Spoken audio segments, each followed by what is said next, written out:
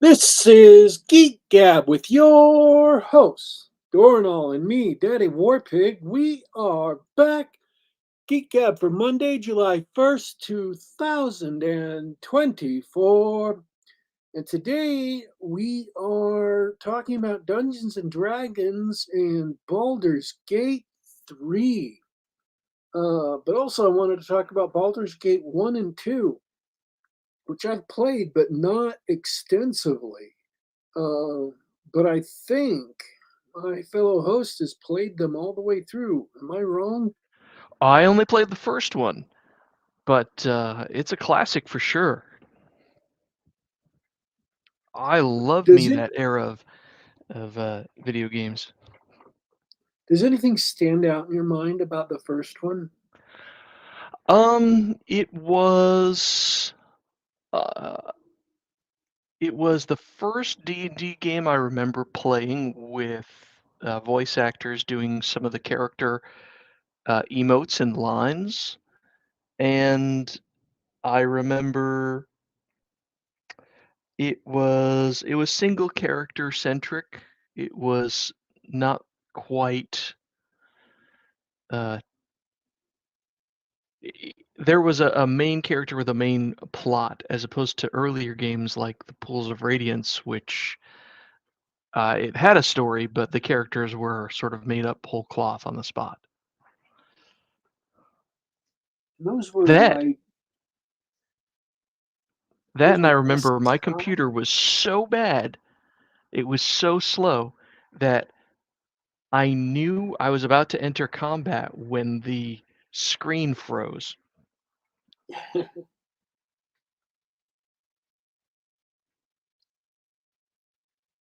uh, What about you? were those SSI games? Yeah, yeah, that It was was like SSI. They did Pools of Radiance and Eye of the Beholder and a bunch of other stuff. There's even a DOS toolkit that automates most of the tables in the Dungeon Master's Guide. I played with it for a few minutes. It's pretty good. So you can whip up a DOS emulator and knock out random monster encounters and stuff while you're uh, playing at your computer.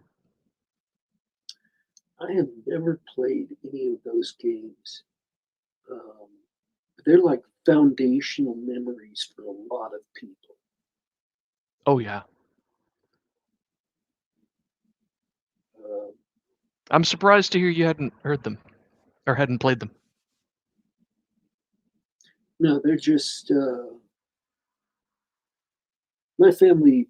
When I was living at home, uh, my family was not wealthy, and we didn't have uh, a personal computer until I was in high school. And the first personal computer we had was an Apple III Plus. And if you don't know what an Apple III is, it was a short-lived computer program. And by program, I mean in the sense of, you know, like a military program, uh, a venture. It just didn't sell very well. The first batch of them they had problems on the production line, and they came out with warped motherboards and things like that. And so they had to swiftly update all that stuff and came out with the Plus a year later.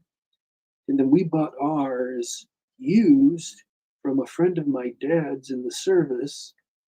And they were, I think, 6 or 7 years since they had been canceled at that point. But it was very, very cheap and he could afford it.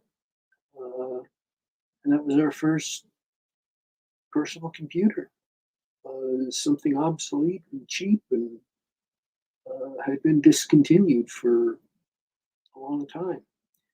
and they didn't get another personal computer until I had moved out of the house. And then I used that all through my,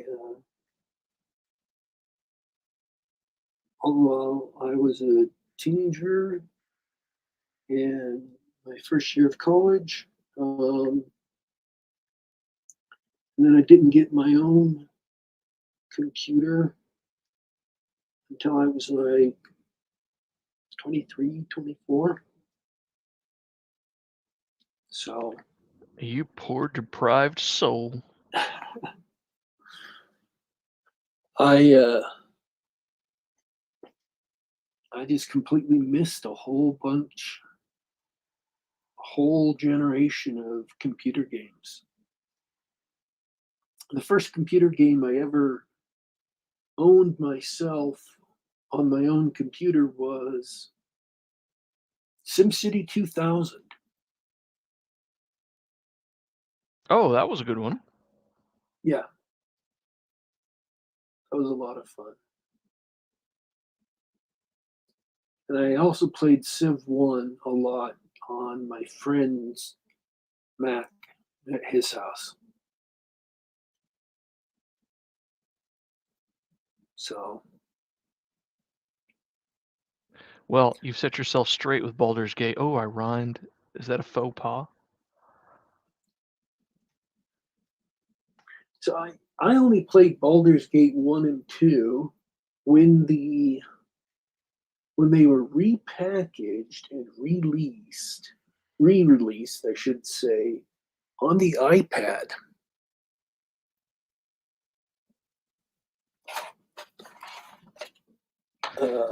Crazily enough. Isn't that wild?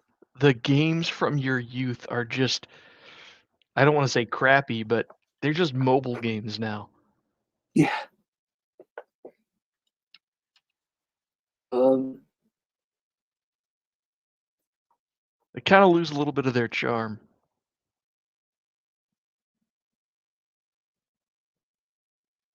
in fact, a lot of them are also available on the Xbox. The entire Bard's Tale trilogy is available on the Xbox.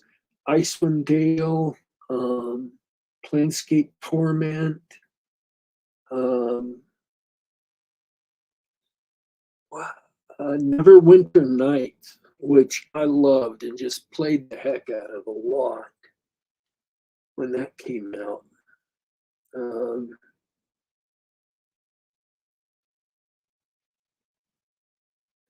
I actually took one of the music tracks, one of the ambient music tracks from Neverwinter Nights,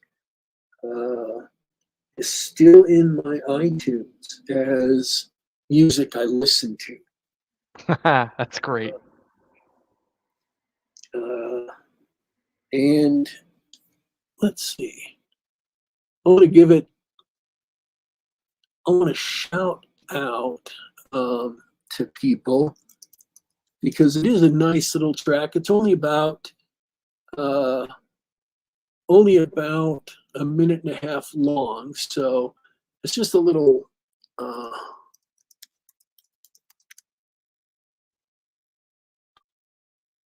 It's just, what do they call it? A bagatelle. Um, but if you give it a listen, it's City Docks, Daylight, minute 32, by Jeremy Soule.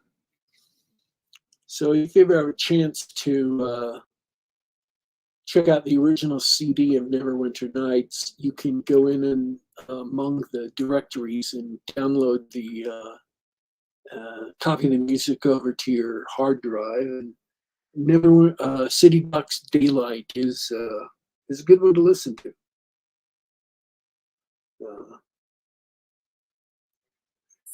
So, from what I know, Baldur's Gate 3 is not at all uh, connected to Baldur's Gate 1 and 2. In fact, as far as I know, it takes place like 100 years later Oh, than Baldur's Gate 2. They really, really wanted it to be completely, totally, absolutely separate. And whereas Baldur's Gate 2 and Baldur's Gate both use second edition D&D, um, the uh, the Baldur's Gate 3 uses 5th edition D&D. Now, I was a big fan of Neverwinter Nights because Neverwinter Nights was just great.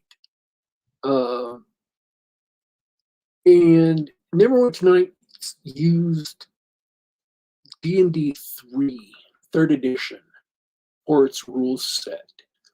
And I liked how the feat system worked. I don't know if they implemented 3rd edition's multi-classing rules, which I admit was what got me into 3rd edition, but I have come to regard as being the weakest part of the game for two reasons. The first is the optimization, sort of culture of optimization that grew up around the game because of the pick and choose of levels that you got, you know what I mean, of class features that you got where people would say, you take one level of this class and 3 levels of that class and another level of this class, you can get this weird synergy and that'll make you super powerful in this way. yeah, I yeah, the hated build that. problem. The build problem. You Hate, ranted for hate. a whole episode like a month ago on it. Okay, well, good for me. I won't rant for a whole episode on it. You could if you like. It's our show. It is, however, a problem, and I dislike it immensely. But the other reason is the purpose of classes is to provide a unique and iconic play experience for players. They start in class, they have a unique play experience in one class they don't get in another class. If you're playing a cyberpunk campaign and you've got one person playing a rocker and another person playing a solo and another person playing a decker, those are 3 distinct roles and they should play differently and provide unique experiences, unique opportunities, unique abilities. If you're playing Dungeons and Dragons and you've got a cleric and you've got a ranger and you've got a magic user, same deal. Different powers, different abilities, different experiences, a different defined role in the party for each of them to play so that they have different values, different goals, and different things they should do and shouldn't. If you're playing Rift, you know, your glitter boy, your those psychic dogs, your rogue scholar, um, your techno. Yeah, they yeah, Uh, they bring something unique to the table. right. That's what classes must be. That's the only reason to have them in your game. What third edition did was it messed up what classes do by that every level you can pick another class. You can choose different levels from different classes, and they had some limitations on it, and that's fine. There's an XP hit if your classes weren't exactly level, save for, in humans, you could have one class way outside the rest, and that was okay. In, demi-humans, it was one specific class out of all of them. So you could, let's say as a halfling, you could be a rogue of 10th level and then have 2 levels in uh, magic users and 2 levels in cleric. It never was okay. But it still messed up the very concept of classes. And again, that's why I like the game, because I liked classes a lot back then. That's because I didn't understand what classes were and why you have them. I understand why you'd want to play fantasy game without classes, but if you're going to have classes, they need to be more or less, immutable. Multi-classing or cross-classing needs to be restricted. And 3E messed that up. For Neverwinter Nights, I don't know if they didn't allow multi-classing or if I just didn't do it. But I didn't have a problem with multi-classing in Neverwinter Nights. Mainly because I had to. The one mistake they made in Neverwinter Nights was D&D is balanced for a 4-person party, consisting of a fighter, cleric, a magic user, and a thief. Whereas Neverwinter Nights only lets you have 2 people in your party. So I was always playing a paladin because you need a fighter and you need some healing. So paladin's happening, and as a paladin you can fight. I mean, And they're already then the best class in the game anyway. and then the one companion I could take with me was always the rogue. Because then I'd have someone who pick locks and stuff like that.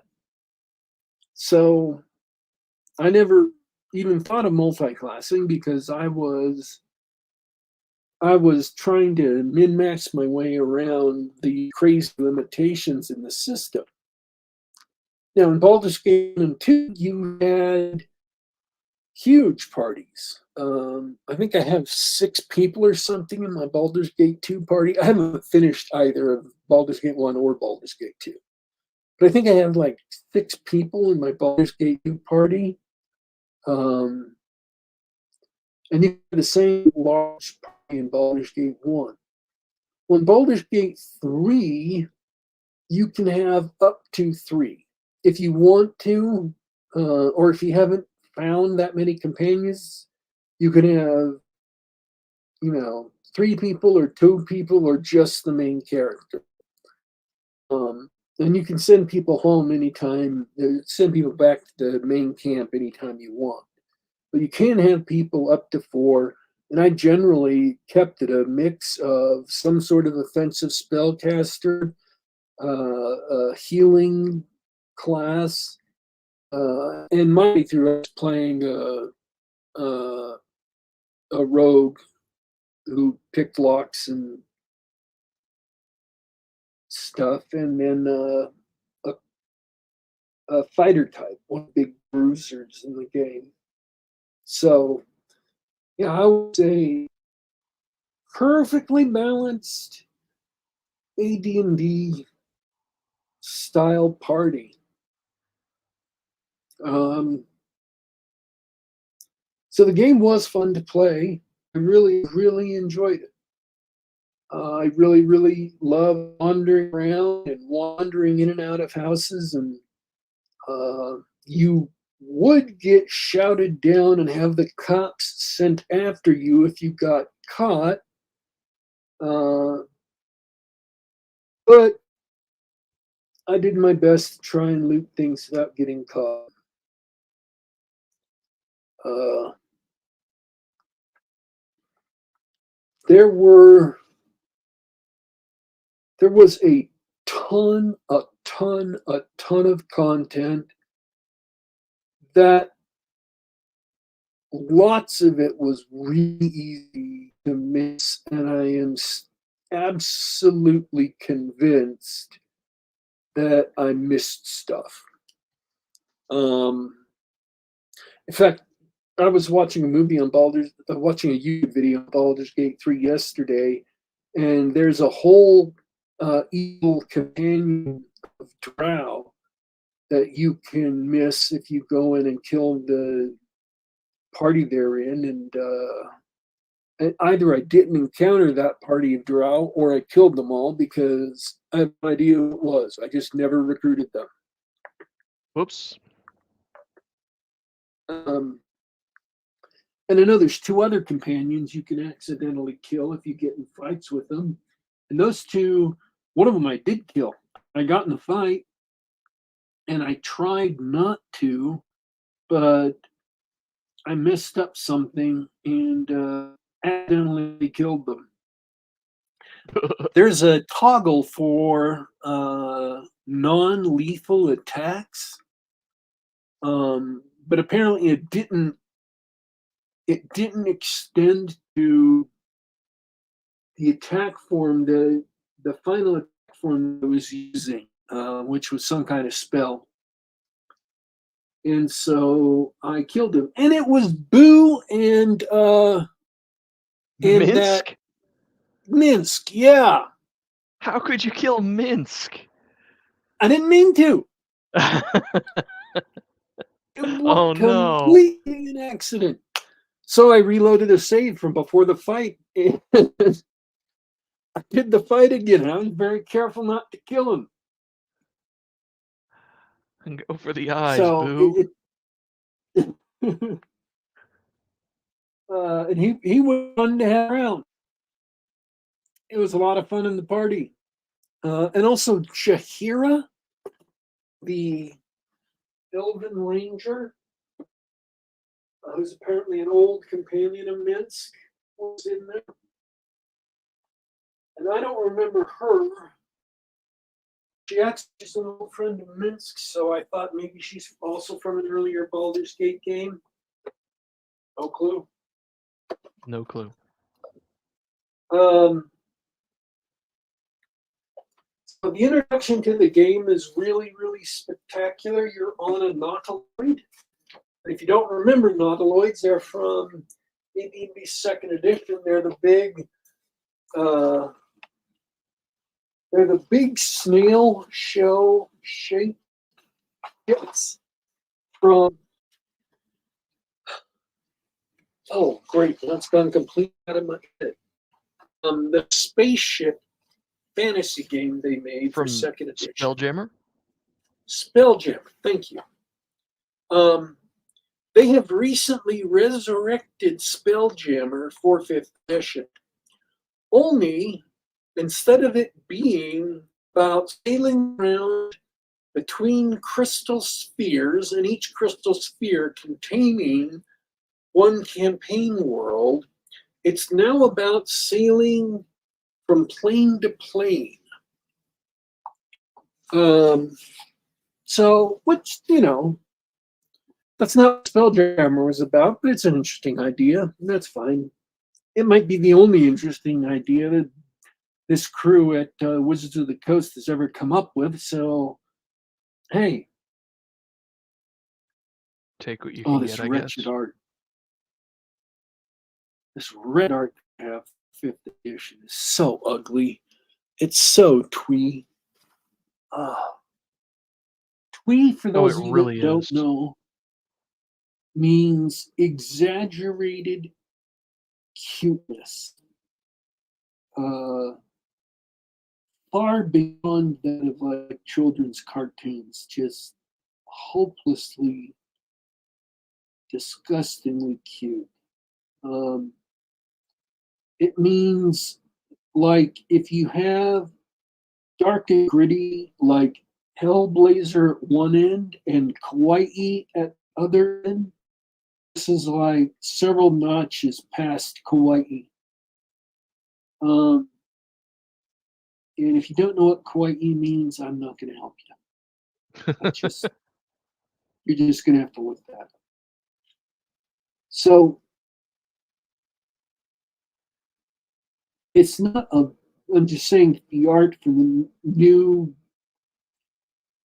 fifth, the update to fifth edition or 5.5 or sixth edition is just all kinds of twee. It is twee and D, not D&D. It is no longer Dungeons and Dragons. So you start out Baldur's Gate being a captive on a nautiloid, which are plane ships flown by illithids, flown by mind The flayers. mind flayers. Yeah. Um, and then bad things happen to you in the open cutscenes. You crash north of Baldur's Gate, and you are catapulted into a grand conspiracy to take over Baldur's Gate and then take over the world. And you have to. Um, and there's a ton of NPCs to talk to, and there's a ton of side quests. There's a ton of little dungeons and big dungeons, and every time you turn around and enter some place where in another game it would just have a room with some kind of little things there. In this game, you will find yourself descending into a full-fledged, fully realized dungeon, and it's awesome. It is so great.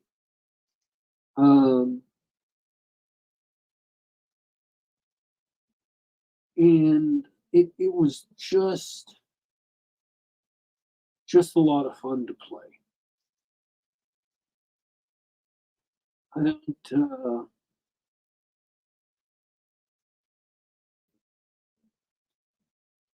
Everyone in your party has a fully developed personality.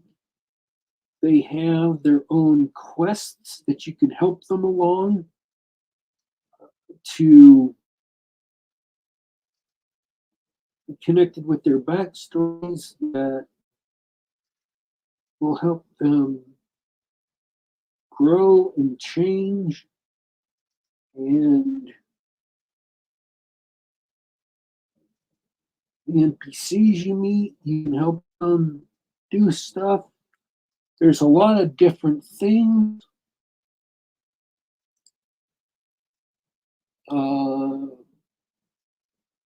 That there's a lot of stuff to keep you busy that you can always do. You have a nice variety of treasure to find. And it is a computer RPG, and so your choices are limited, but they have tried in a major way to give you an amazing amount of choices in situations. And so it might be worth it just to consult a guide while you're in the early part of the game just to get an idea of the breadth of opportunity you have available so you can begin to think more widely about how to solve situations instead of limiting yourself to what you think you would be allowed to do in other games. Because I did not have that broad an outlook, and I found out later that there were many more things that I can do. You can speak with the vast majority of animals and they have voiced parts and can answer questions. You have a speak with dead spell, and many of the corpses can answer you some questions. Cool. Um, I mean, they're actual NPCs, a lot of the corpses. And one weakness, I think, is that whereas in Baldur's Gate 2, apparently you can get up to like 40th level or something ridiculous like that. I had someone tell me that a few weeks ago. Oh boy. Baldur's Gate 3 stops you at 12th level because the spells and the player abilities you get after 12th level are game breaking and they just couldn't afford the money to put that in the game. This game is technically an independent game. It was entirely self-financed by Larian Studios. And so they didn't get money from Hasbro or from anybody else. In fact, they paid Hasbro to make the game. And then they just recently announced they're not going to be making any DLC and they're not going to be making Baldur's Gate 4. They are just going back to an entirely new IP. Oh. So Hasbro has announced that they're going to be getting a new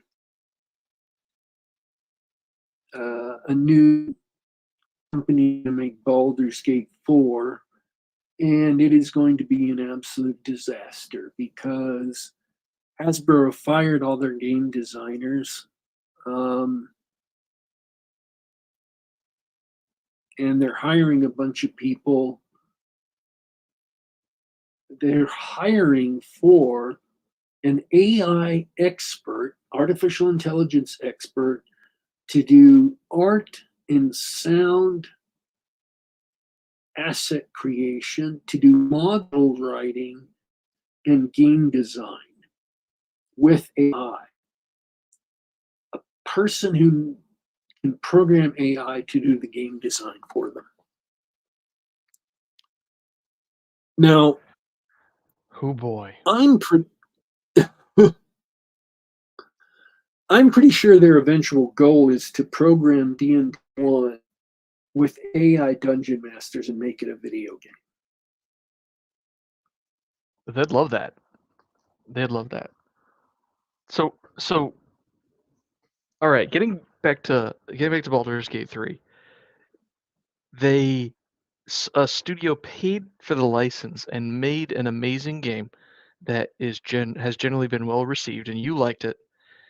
And Wizards of the Coast don't want them to make another one. The IP holder doesn't want them to do it again. Did Um, anyone say uh, why? Wizards of the Coast wanted them to make another one, but Larian declined. Oh, They said they wanted to work on their own IP. Got it. We're gonna have our next Baldur's Gate with blackjack and hookers. One of the things they said publicly is there's just a lot of things they wanted to do in combat that they can't do within the bounds of the D&D rules set. Mm-hmm. Which, fair enough. This is the game, by the way, that completely convinced me that initiative by side is by far the best option, but I talked about that on the show before. Uh-huh. Uh-huh. Um, Okay, so let's leave Wizards of the Coast out for a second. How many hours did you say you put into this? couple of hundred, 200 and something. 200 plus hours, and you missed stuff. You missed a bunch of stuff. Yeah. Now, you said that there's lots of things to do and lots of stuff to interact with. Is this like a typical computer role-playing game where there's lots of writing involved? There's lots of little books and papers and journals to read where you get to experience the story of the world through the writers. Is there a lot of that? There is, in fact, a lot of books and journals and letters, and some of the quests require you to read stuff to figure out puzzles. You have to identify, for example, one person, and the only way you can do that is by reading three different letters to eliminate all the suspects but one. So yes, and the rest, and a lot of it is just completely optional, but it expands the world, and they're not that long. I mean, they're really, really short paragraphs, but yeah, it does. Uh, and did you spend a lot of time doing that stuff, right? You enjoy that part of the game. Normally, I don't. I stopped doing that in other games a long time ago. I've just skipped it, but I did in this game. This is the first game I've done that in 2 or 3 years. Okay. What about now let's talk about the combat, which is sort of the biggest thing for me if you're playing a computer D&D game. One of the best things that a computer does for you is crunch the numbers fast. So you're capped at level 12. You only have 3 characters in your party. Whereas was there enough in there? Was it interesting? Was it fun to play tactically? Did you find yourself looking forward to playing when the combat came up, or were you hoping to just skip it and move on to the next one? You have 4 characters in your party. Okay. Your main character and 3 companions. So you can fill out, well, you can fill them out any way you want, but I chose to optimize for, fighter, cleric, magic user, thief. Because that's actually a really good way to do it.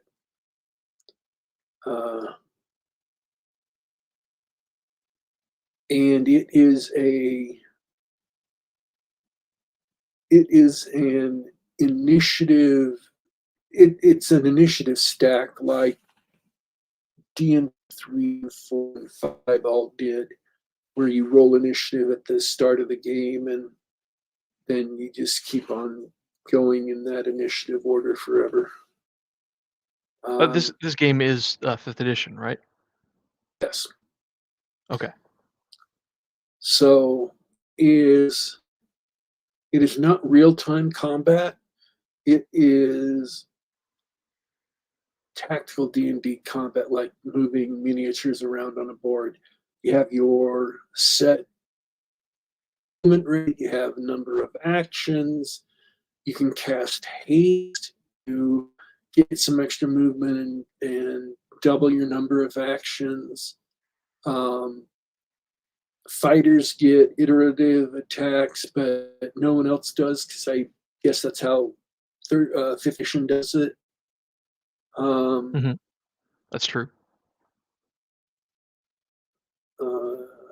And at least one of the fighters had an attack surge where they got another round of iterative attacks. So I kept the fighter on hand anytime I could, because once per, I guess, long rest, they could make, by the time they were up at 12th level, they can make 3 attacks and then surge and make another 3 attacks in the same combat round. And I had them wearing equipment and had maxed their strength. So they were dealing like about 25 hit points of damage on each attack. Yep. So, That is definitely how fifth edition works. and so they have, they track uh, attacks of opportunity, though they called it something else. And they show you when you're moving in a way that will trigger one of those so you can try and move someplace else. There's also, there's one main action and one free action around, and drinking potions is a free action. Um,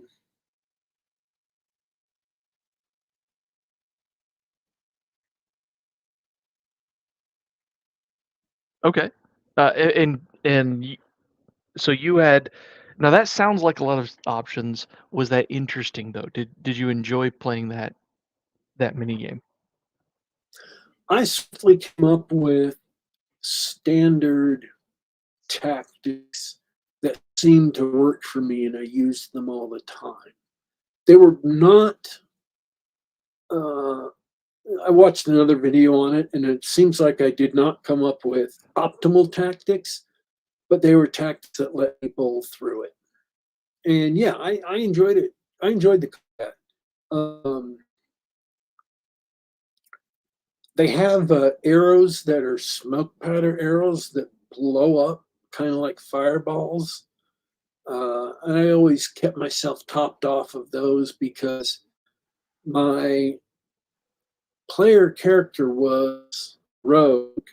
And if I got first shot off with initiative, I could just drop one of those right in the middle of the bad guys, and it would seriously ruin all of their days.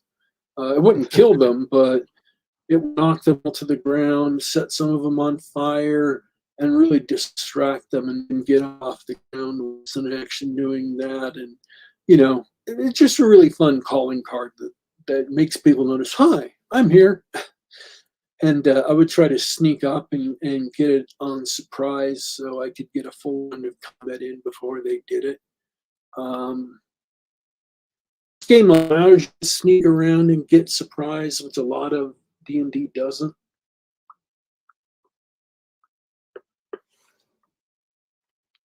So that was fun too. Oh, good. But yeah, the combat was fun. I enjoyed it. And what about the actual? You said you really enjoyed the game. You played through it. Did you find the characters compelling? Did you find the overall story sort of interesting and fun, or were you playing it more for the game aspect? I found the characters interesting enough. I wouldn't say compelling. Uh, Gotcha. I like Mass Effect's characters much more, just as a way of comparison. Um, Garrus and Rex were much better characters. But they weren't bad. They were good enough. They were okay. You have a gift along with you. from the The astral gift. Oh, from plane. Spelljammer. Yeah. And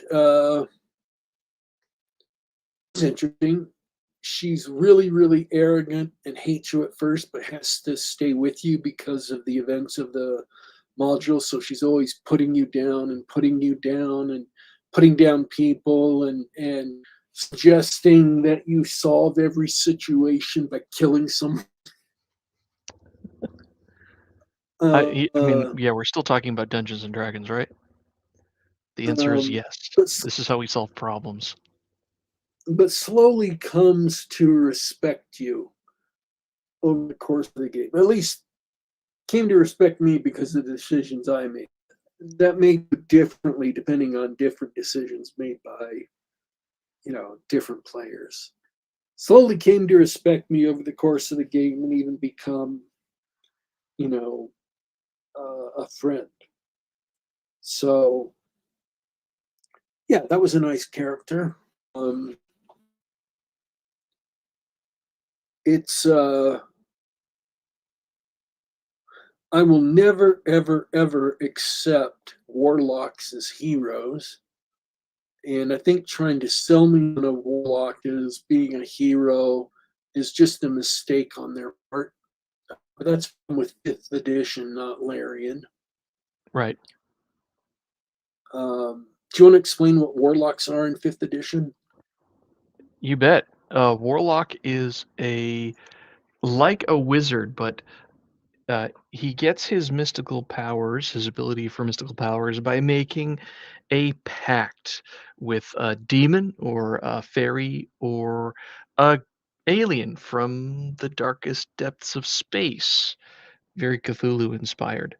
And the character class that there are other pacts that you can make too, right? Because you can tailor this character class to your personal story, your personal game. Um, but yeah, this person has traded something, whether it's soul or they have to do acts of service for their patron or what have you in return for those powers. So that's something that's going to make it really hard to consider that type of character a hero. Um, uh, because none of these things are none of the creatures you make a pact with are good things. They're uh, all no. I take that back. Warpig, I'm sure you probably could have guessed this, but there is in one of the books at least a um, warlock specialization where you make a pact with an angel instead, and you're a warlock with healing powers instead of curses and hexes um, and damaging effects. But the warlock's role in the game is to deal damage and uh, provide magical spells that do. It's very like a dark witch warlock kit, right? They put a hex on their enemies. Their primary attack spell is called Eldritch Blast, um, or Witch Bolt, right? It's not the good guy class. They literally traffic it with demons to get the job done. At best an anti-hero. Mechanics wise, they're completely insane. Easily the best and most powerful class in fifth edition. If you are stuck in a fifth edition game, A, politely decline and leave, or B, if you can't, play Warlock because they're just too good.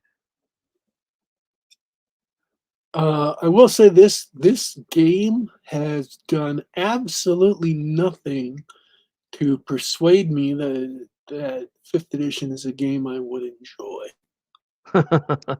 Um,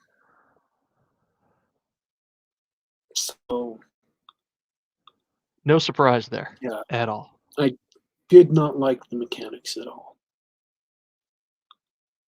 Um, so, anyways, I liked the game. A lot of the weaknesses of the game are because of the rules set, not because of the not because of Larian. Um, think I would like the game a lot more if it had been running off of third edition like Neverwinter Nights was. It would have been a lot better than Neverwinter Nights if it had been running off of third edition.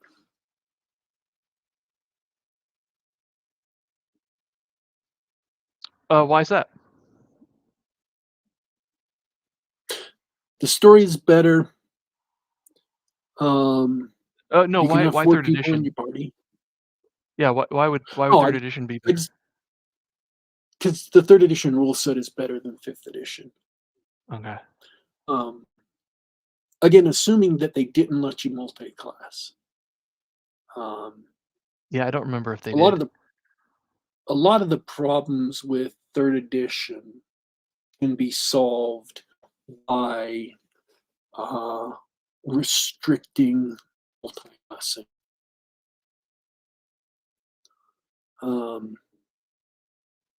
Fifth edition has the same problem, by the way. Can you Is it guess? Can you guess which class of all the classes is most often combined in a multi-class build? Warlock and Sorcerer? It's the Warlock. It's the Warlock. Unbelievably powerful. But go on.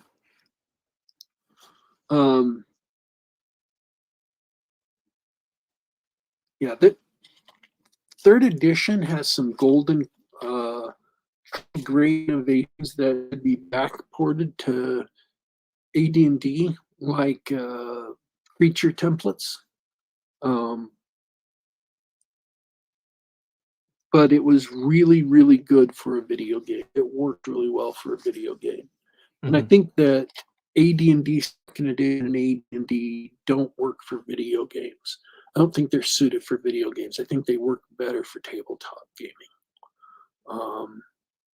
And I don't think fifth edition works for anything. Oh, wait, I'm sorry. I shouldn't say that.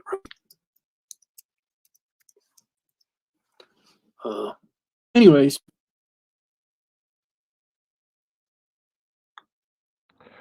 Well, that's all I wanted to know. I'm really glad you liked it.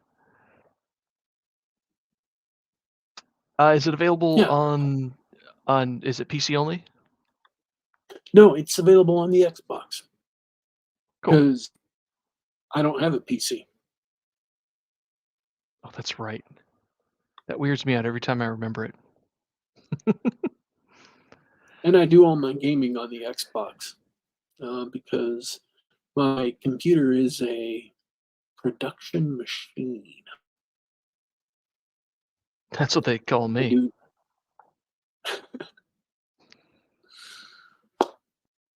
So, anyways, I think that's everything.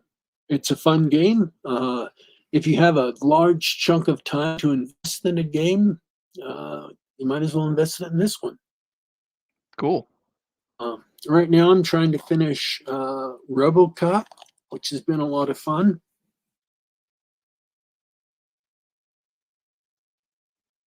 RoboCop, like a game? Yeah, video game, the RoboCop video game. RoboCop Rogue City that came out last year. You didn't hear about that? No. Sounds intriguing.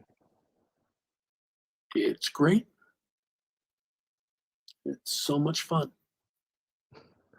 Is it available to purchase for $1? Get it? No? RoboCop Fine. Rogue City is available to purchase for $1. I'd buy it for $1, that's for sure. I see what you did there. I was about to accuse you of being uncultured. Oh, It makes you feel like you're just standing right in the middle of the world of the first movie. awesome. So, yeah. I've also started Assassin's Creed Origins. That's the Egyptian one. They're still making those, huh?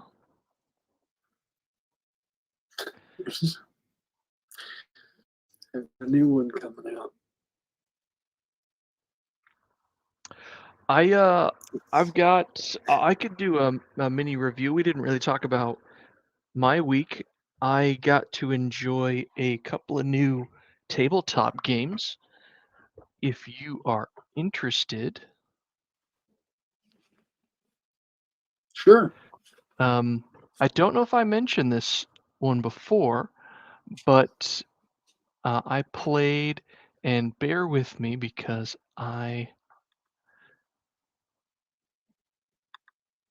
don't have this game written down, but I tried a new game called Apiary. Did I tell you about this one? Don't think so. Oh, okay. It's it's one of those Stonemeyer games, multiplayer solitaire big engine building games that the theme is bees in space.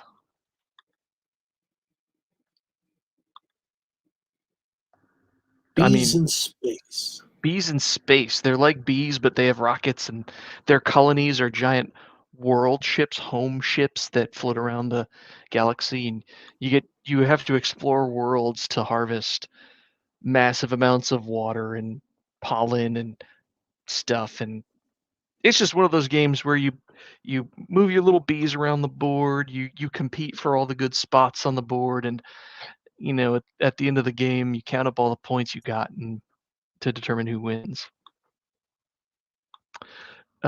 It's like a lot of Stonemeyer games. It's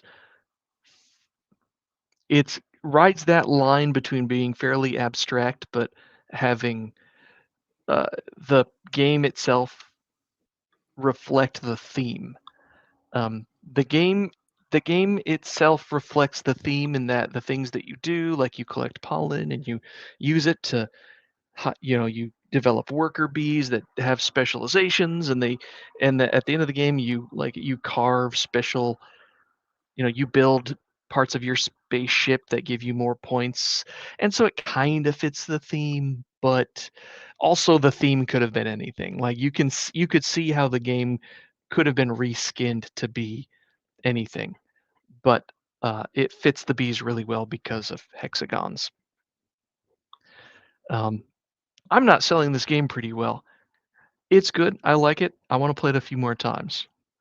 Um, Another new one is called Dawn of Ulos, and it is sort of a territory control game that feels like Small World and Acquire. Um, I That's the only way I know of how to put it. It's the Dawn of Ulos is like a fantasy world, and there are several fantasy races contending for control of the territory. And the players don't play the fantasy races, they play the collection of gods, like a pantheon of gods who influence all the different races and try to collect the influence of those races.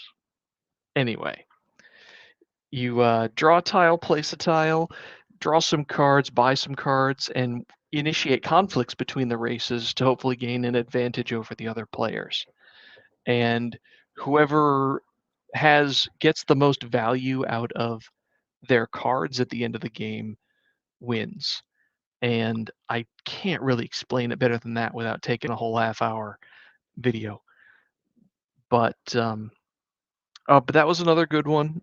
It was a little more interactive than your standard multiplayer solitaire game because of the shared resources. There's a finite number of cards for each faction, and you have to fight over which faction you think is going to be worth the most and influencing the values of the factions to try to get ahead.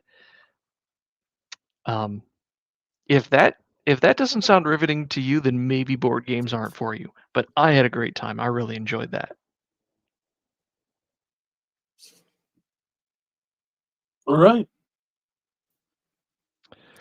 That's all I got for this week, GW.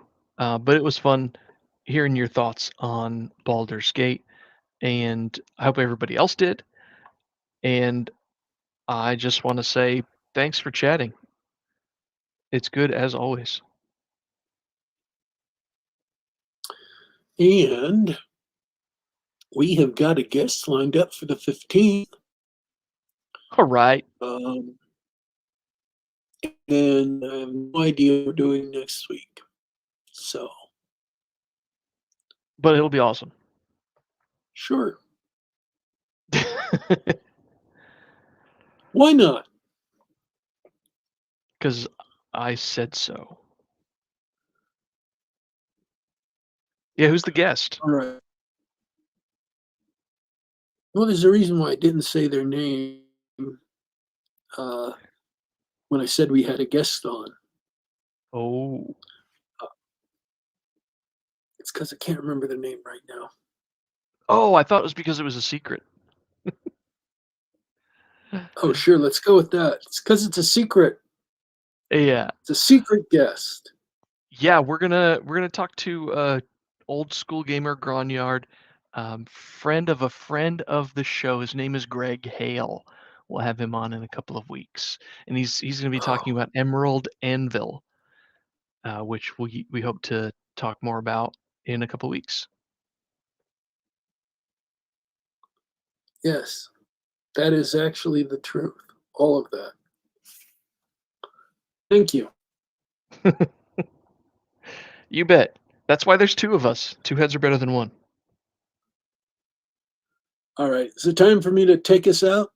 Let's do it. Okay, folks, I want to thank everyone who turned in and listened live and everyone who turned in and listened later. This has been Geek Gab for Monday, July 1st, 2024. Please like if you like the show, subscribe and click the bell icon to receive the announcement as to when we are going live. We're here just about every Monday night, 10 p.m. Eastern, 7 p.m. Pacific. YouTube.com/GeekGab. That's YouTube.com/GeekGab. We're available on SoundCloud.com. We're available on the Google Play Store and the Apple Store. Just do a search for Geek Gab. Subscribe to us on the platform of your choice. Listen to us on the web or download us to your computer. We're here in all those places because we are kind of awesome people. We are signing out for today, but don't you worry. Don't you fret.